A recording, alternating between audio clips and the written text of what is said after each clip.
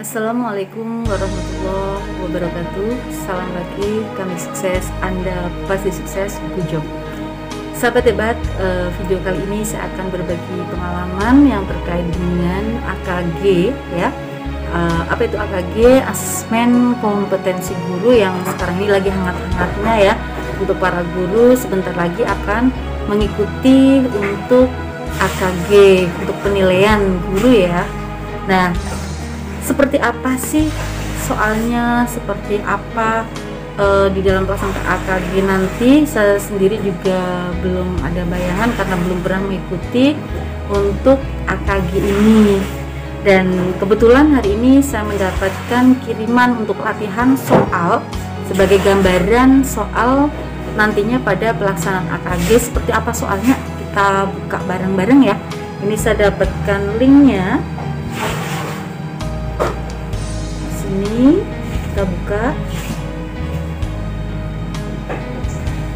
ini linknya, nanti linknya saya share di deskripsi ya. Terima kasih yang sudah membuat link untuk latihan soal ini, terima kasih sekali saya ucapkan. Jadi ada gambaran untuk soal-soal AKG, mudah-mudahan nanti kurang lebih seperti itu gambarannya. Kita buka. Nah, di sini kita disuruh mengisi identitas, nama madrasah, saya isi nama madrasah saya sendiri, Banjar Negara, tingkat madrasahnya MI, kemudian namanya, nama saya sendiri,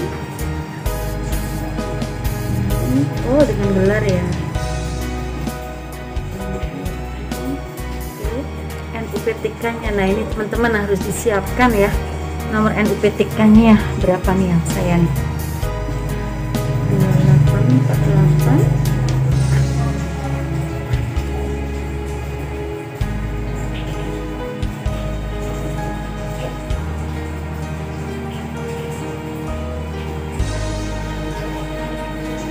Kemudian menyertakan emailnya juga.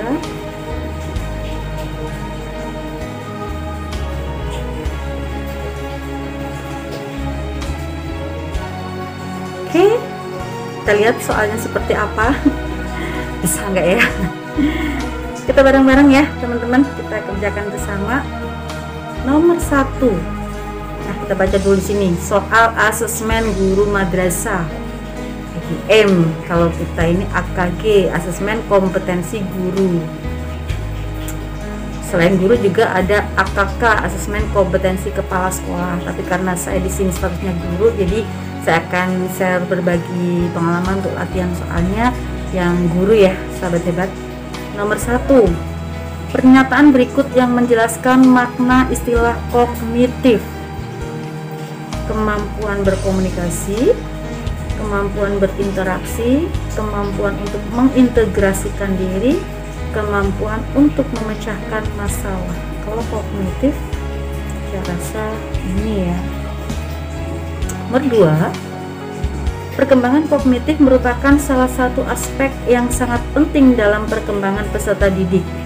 Faktor utama yang mempengaruhi perkembangan kognitif anak.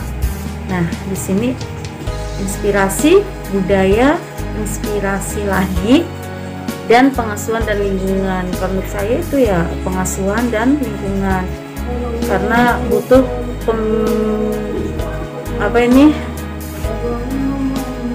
pendampingan dari orang-orang dewasa, termasuk kita dari guru dan orang tua, dan lingkungan itu sangat berpengaruh sekali terhadap perkembangan kognitif anak. Yang ketiga, soal ketiga, kemampuan berpikir untuk mengoperasikan kaidah-kaidah logika tapi masih terkait dengan objek-objek bersifat konkret. Menurut saya ini adalah untuk tingkatan MI ya, MSD berarti umur 7 sampai sekian. Nomor 4, seorang peserta didik selalu ingin mendominasi dalam suatu kelompok belajar. Dia tidak memberi kesempatan anggota lain untuk mengemukakan pendapat. Jika teman lain yang memimpin dan mengendalikan jalannya diskusi, ia memisahkan diri dan cenderung belajar sendiri. Wah, Ini sepertinya ini ya, kadang terjadi juga sih sama siswa kita. Kita lihat apakah ini mengalami permasalahan dalam perkembangan kognitif. Saya rasa tidak ya. Moral ada kemungkinan, spiritual juga ada kemungkinan, jadi lebih cocok adalah sosial dan emosional. Berarti anak tersebut belum bisa mengontrol emosionalnya, juga secara sosialnya juga masih kurang ya, belum bisa menghargai orang lain juga. Yang kelima, memaksimalkan kegiatan ekstrakurikuler, melakukan rekreasi dengan guru, dan melakukan kegiatan informal lainnya memiliki fungsi untuk mengatasi kesulitan belajar dalam hal memformulasikan tindakan, mengemukakan gagasan, penciptaan hubungan yang baik, mengaktualisasikan diri. Ini kalau kegiatan ekstrakurikuler untuk rekreasi guru cenderung itu kan lebih rileks ya. Kalau biasanya anak-anak kalau dalam kondisi-kondisi rileks yang tidak formal seperti pembelajaran formal, biasanya lebih mudah untuk memberikan ide, pendapat, atau mengeluarkan apapun sih, termasuk gagasan. Di sini berarti lebih tepat di sini adalah mengemukakan gagasan. 6. Seorang peserta didik mampu mendengarkan informasi yang disampaikan oleh guru, tetapi pada saat ditanya, ia tidak mengerti apa yang ia dengar. Ini sering ini. Saya hampir setiap kelas, ganti tahun, ada saja anak-anak yang punya masalah seperti ini. Anaknya sih diem, kelihatannya sangat memperhatikan guru, memperhatikan penjelasan guru. Kadang kalau ditanya sudah paham, manggut-manggut, tapi pas waktu ditanya tidak tahu apa-apa gitu. Jadi tipe anak ini sudah jelas ini ada gangguan secara simbolik ya. Ini saya sudah pernah membaca sih, tapi sekilas. Nomor 7. Teori ini memandang belajar sebagai hasil dari pembentukan hubungan antara rangsangan di luar. Ini adalah teori stimulus respon dan stimulus ya. Kalau ini teori ini sudah jelas, kita dari sini dari pertanyaan sudah jelas tentang respon dan stimulus ya, antara rangsangan dan timbal balik antara siswa dengan guru, yaitu sudah jelas di sini behaviorisme. Nomor 8. Pada masa kini, siswa dituntut untuk dapat belajar setiap saat dan bisa terjadi dimanapun. Hal ini terjadi karena kemajuan teknologi yang memungkinkan belajar jarak jauh dalam jaringan atau online. Pernyataan di atas sejalan dengan teori belajar, behaviorisme, konstruktivisme, kognitivisme. Kalau menurut saya lebih cenderung ke sibernetik karena belajar mengikuti perkembangan nyaman dan menyesuaikan tempat. Terus nomor 9. Tujuan pembelajaran yang menggambarkan proses dan hasil belajar yang diharapkan dicapai oleh peserta didik sesuai dengan kompetensinya dimuat dalam. Kalau tujuan pembelajaran biasanya itu tujuan pembelajaran berada pada RPP ya, karena RPP di situ akan membahas gambaran dari tujuan pembelajaran itu seperti apa, dan sehingga apa yang akan kita laksanakan untuk mencapai tujuan pembelajaran itu. Jelas RPP. Nomor 10. Perhatikan beberapa komponen dari RPP untuk mata pelajaran bahasa Indonesia adalah sebagai berikut. Kompetensi dasarnya di sini mengenal kegiatan bermusyawarah. Kemudian indikatornya menyebutkan 2 ciri kegiatan bermusyawarah. Jadi masih ada keterkaitan ya antara KD dengan indikator. Kemudian tujuan pembelajarannya, setelah pelaksanaan pemilihan ketua kelas, siswa dapat menyebutkan 2 ciri kegiatan musyawarah. Ini masih ada keterkaitan dengan antara tujuan, indikator dengan KD. Ini sangat keterkaitan. Nah, pertanyaannya apa nih? Dengan benar apa ini? Berdasarkan komponen-komponen RPP tersebut, prinsip maksudnya prinsip RPP ini sudah jelas.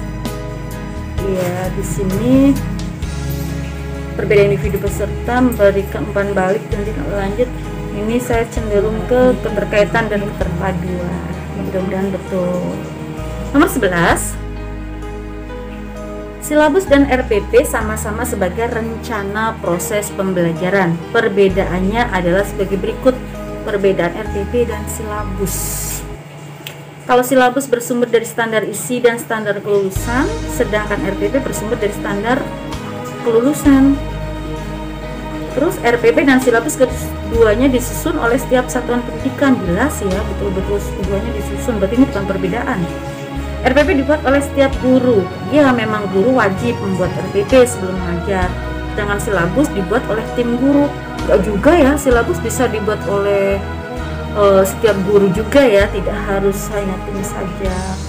Silabus berisi kompetensi dasar, sedangkan RPP mengarahkan kegiatan belajar untuk mencapai kompetensi dasar. Menurut saya cocok yang ini karena silabus itu memang isinya tentang KI, KD ya kan. Secara garis besarnya kompetensi intinya apa, KD-nya apa sesuai dengan jenjang. Kemudian di RPP-nya rencana pembelajarannya itu nanti untuk mencapai KD itu, maka nanti pembelajaran langkah-langkahnya seperti apa, strateginya seperti apa. Jadi saya rasanya lebih tepatnya saya memilih ini saja lah. 12. Benjamin S. Bloom mengembangkan ranah kognitif dengan urutan berikut. Kalau S. Bloom itu yang ranah kognitif yang C1, C2 sampai C6 itu ya teman-teman. Kalau C1 itu ingatan, C2 pemahaman, pemahaman. Oke, yang C3 itu aplikasi. Mana yang aplikasi? Oke, ini analisis berarti aplikasi. Kemudian C4-nya ada analisis, ada sintesis, dan C6-nya adalah evaluasi. Berarti ini yang lebih cocok. 13.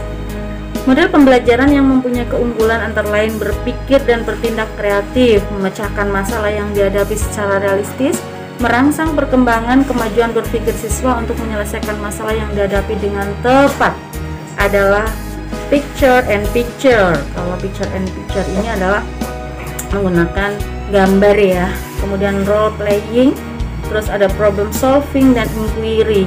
Antara problem solving dan inquiry saya rasa lebih cocok karena ini memecahkan masalah adalah problem solving, dan biasanya terjadi pada yang sering digunakan adalah metode problem solving ini untuk mapel matematika. Kalau inquiry biasanya itu untuk mengetahui pengamatan itu ya. Biasanya pelajaran IPS itu biasanya banyak menggunakan metode inquiry, PKN juga. 14. Kemampuan yang paling penting dimiliki guru tentang media dan alat bantu pembelajaran adalah merawat media dan alat bantu, memilih bahan untuk membuat media atau alat bantu, membuat media dan alat bantu sederhana, menggunakan media dan alat bantu. Kemampuan dasar kalau menurut saya harus bisa membuat medianya ya, dan atau alat bantu pembelajaran. Kalau bisa membuat media pasti bisa menggunakan, akan buat sendiri. Kalau mau membuat media pasti dia bisa menentukan bahan yang tepat ya, sesuai dengan karakteristik media tersebut. Jadi lebih cocok membuat media dan alat bantu yang sederhana. Media yang bagus adalah media yang sangat sederhana, murah, biayanya murah, namun pemanfaatannya itu besar. 15. Dalam memilih dan mengembangkan materi pembelajaran, Ibu Murni Nugroho selalu menyeleksi materi pembelajaran yang telah teruji kebenarannya. Wah, gila guru seperti ini. Tidak ketinggalan zaman dan memberikan kontribusi untuk pemahaman ke depan. Hebat nih kalau guru-guru seperti Ibu Murni Nugroho ini. Biasanya kalau yang terjadi guru-guru mengajar itu yang penting apa yang ada di buku sudah sesuai dengan kurikulum, udah diajarkan. Kadang-kadang sudah percaya saja lah apa yang ada di buku atau informasi-informasi itu sudah yakin dengan kebenarannya ya. Dan jarang sekali nih Ibu Murni seperti Ibu Murni Nugroho ini. Mudah-mudahan teman-teman yang menyimak video saya termasuk salah satu yang seperti Ibu Murni ini yang sangat kreatif, mau menguji kebenaran dari materi sebelum diberikan kepada anak didiknya. Nah, di sini berarti kriterianya dari Ibu Murni itu apa ya? Menarik minat, syahih, kebermanfaatan, layak dipelajari.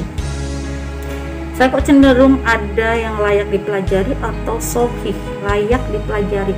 tentunya kalau kita sudah analisis materinya, materi udah tahu ini adalah materi yang sangat bagus, kebenarannya sahih juga ya, benar ya, pasti benar, sahih, layak dipelajari. Kalau layak relatif ya, layak untuk si A belum tentu layak untuk si B, tapi kalau sahih sudah benar, saya yakin kalau memang sudah dikatakan sahih ya secara umum pasti benar ya, berarti lebih condong ke sahih saja lah. Tapi saya ragu nih, ragu, mudah-mudahan itu.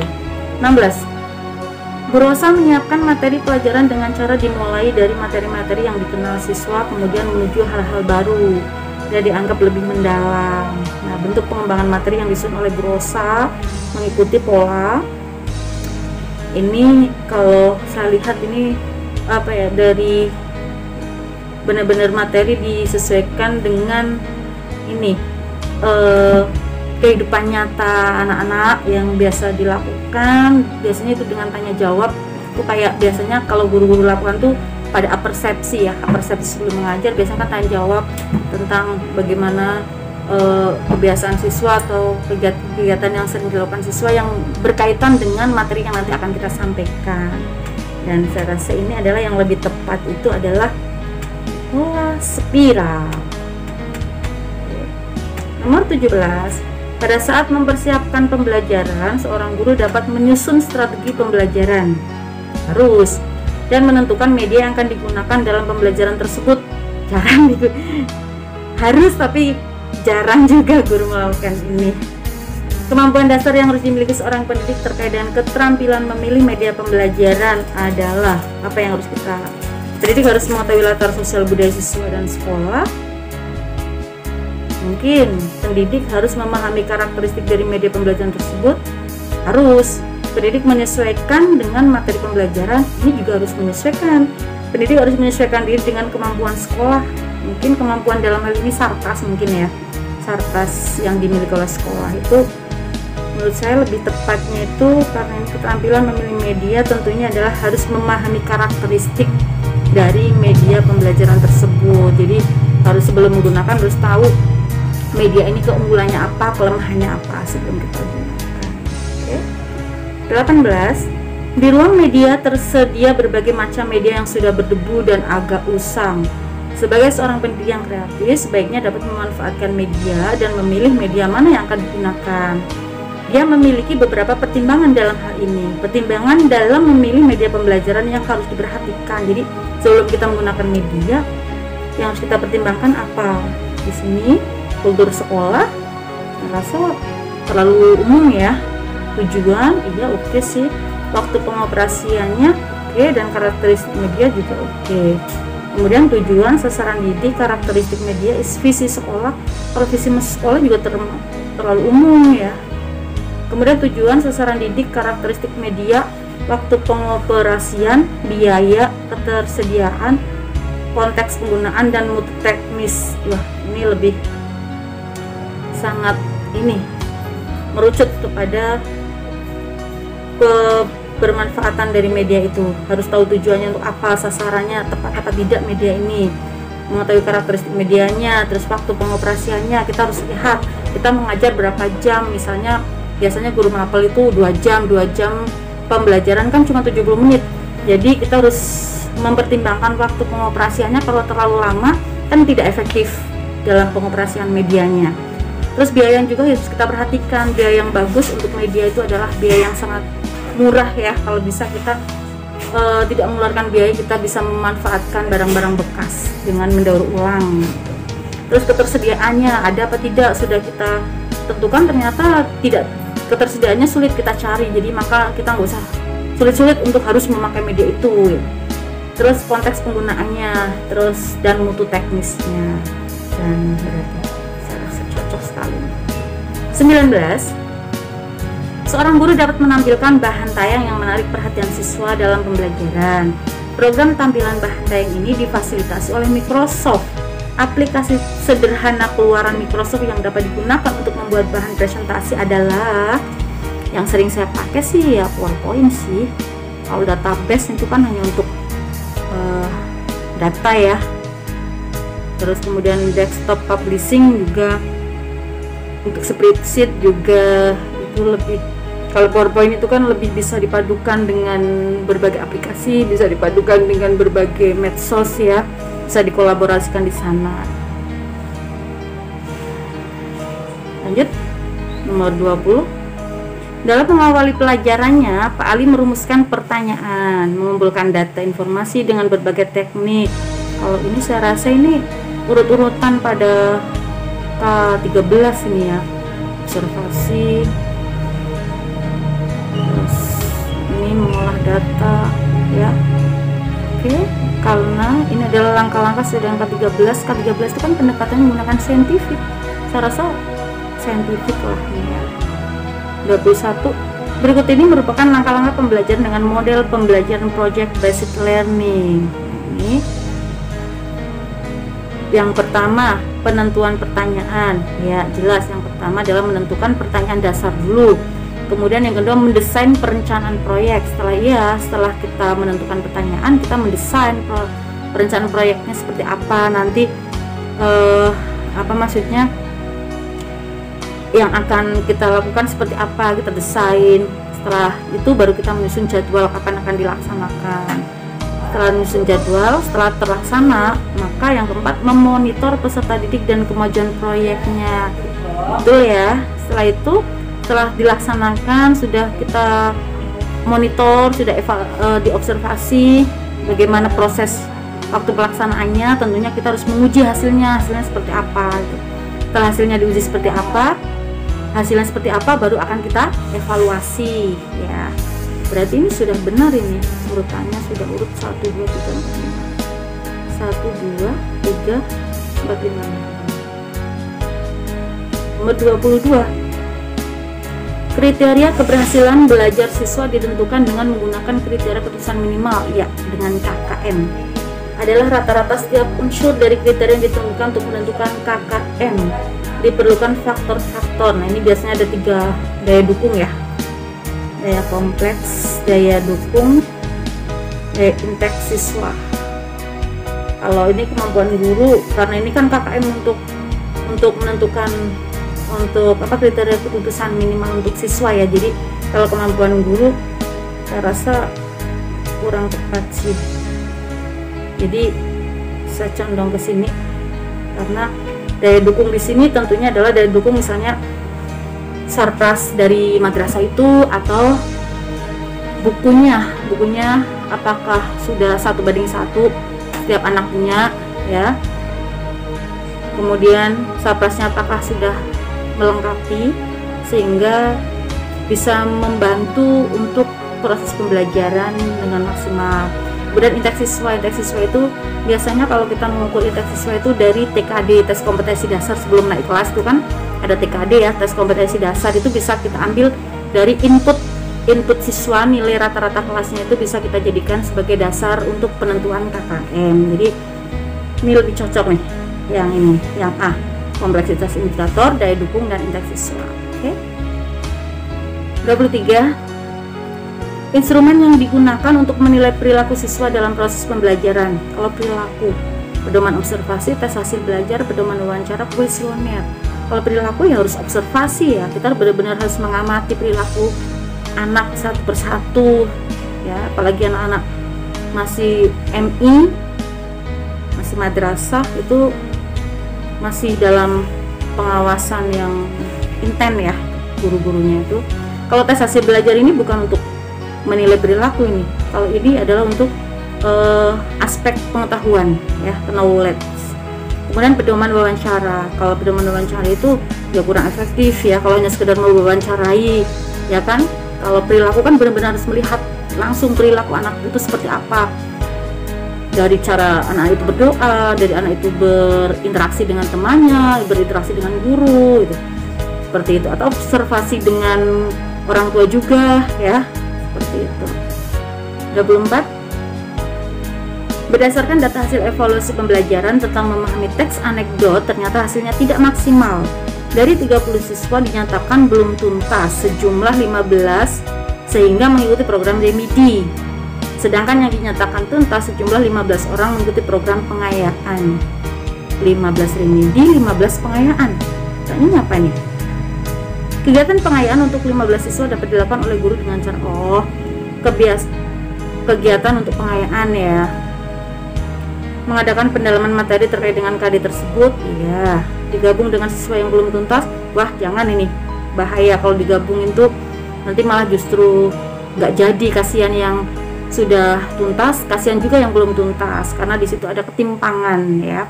Memberi tugas mengerjakan LKS. Nah, nanti kalau anak-anak yang ini udah bosan kalau harus hanya sekedar mengerjakan LKS saja. Melanjutkan materi pada KD selanjutnya. Kalau langsung melanjutkan, kasihan yang remedi, nanti ketinggalan pelajarannya, karena mereka juga harus mengikuti materi berikutnya. Jadi menurut saya itu adalah mengadakan pendalaman materi. Pendalaman materi ini bisa menambah materi yang lebih luas atau memberikan tugas yang menantang untuk anak-anak yang sudah tuntas ini. 25. Kegiatan yang harus dilakukan setelah pembelajaran adalah melakukan refleksi. Tujuan dilakukan refleksi pembelajaran bagi pendidik antara lain untuk melakukan evaluasi diri terhadap hasil belajar yang telah dilakukan. Mungkin ya, untuk menganalisis tingkat keberhasilan proses dan hasil belajar peserta didik, untuk mengembangkan model pembelajaran sesuai dengan mata pelajaran yang diampu, untuk mengidentifikasi faktor-faktor penyebab kegagalan pembelajaran. Mungkin juga, tapi di sini fungsi dari refleks ini adalah kita mau melihat sih proses selama pembelajaran seperti apa, karena di K13 itu yang kita nilai bukan hanya hasil tapi adalah proses juga. Jadi kita harus mengetahui bagaimana keberhasilan dalam proses pembelajaran dan hasil belajar, hasil akhirnya seperti apa. Jadi sangat tepat sekali. Namun sudah 25. Wah, saya bayangannya kalau saya lihat di Juknis itu kan soalnya 60 ya untuk guru MI ya, 60. Oh, ini karena untuk latihan, tapi kurang banyak. Silakan tulis saran dan masukan saudara. Baiklah, saya akan memberi saran. Ini soalnya udah bagus, sudah oke.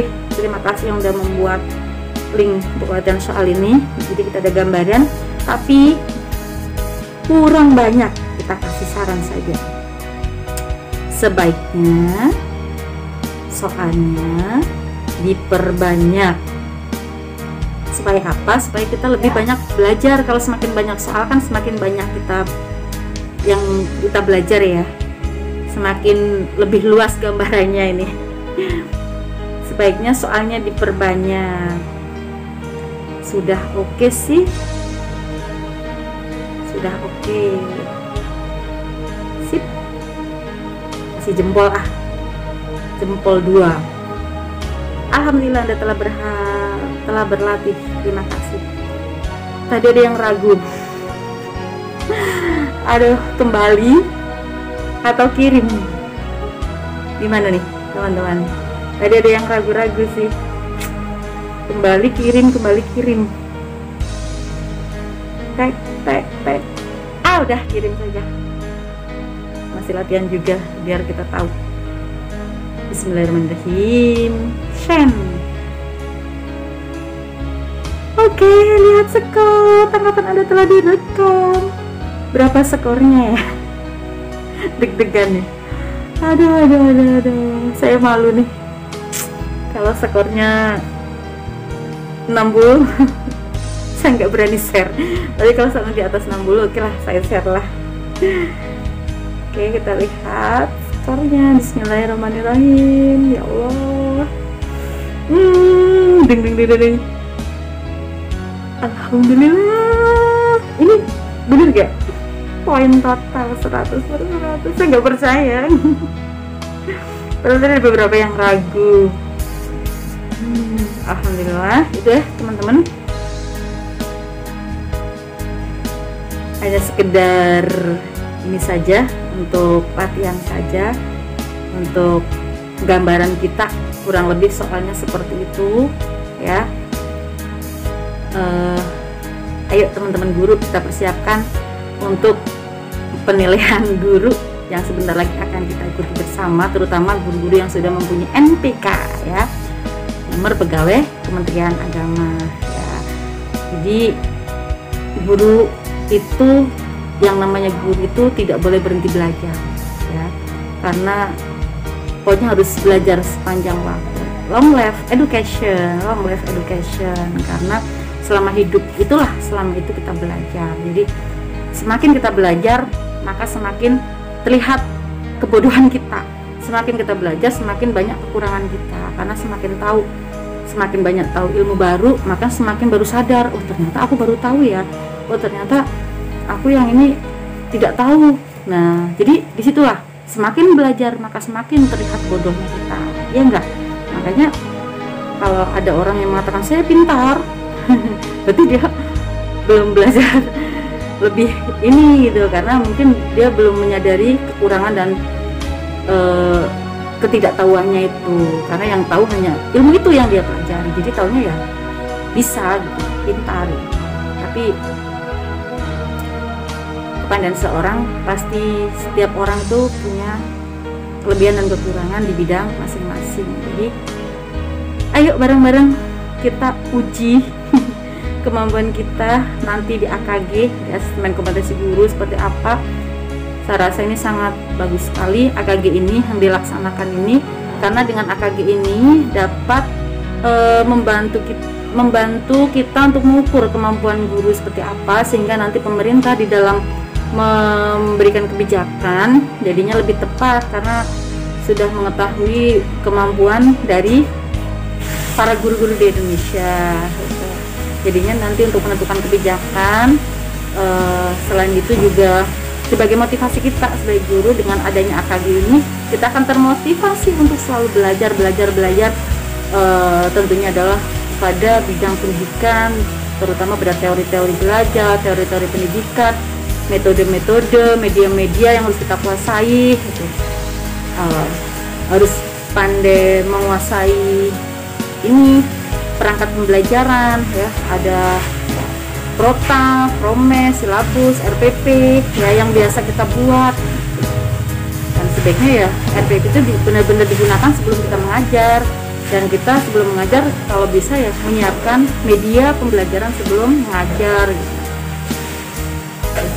Ya seperti itu teman-teman, gambaran latihan soal AKG, mudah-mudahan bermanfaat. Dan sekali lagi terima kasih untuk yang sudah membuat soal, yang sudah mengirim link ke saya, mengirim untuk teman-teman semua. Nanti linknya akan saya taruh di deskripsi di video saya. Terima kasih. Assalamualaikum warahmatullahi wabarakatuh.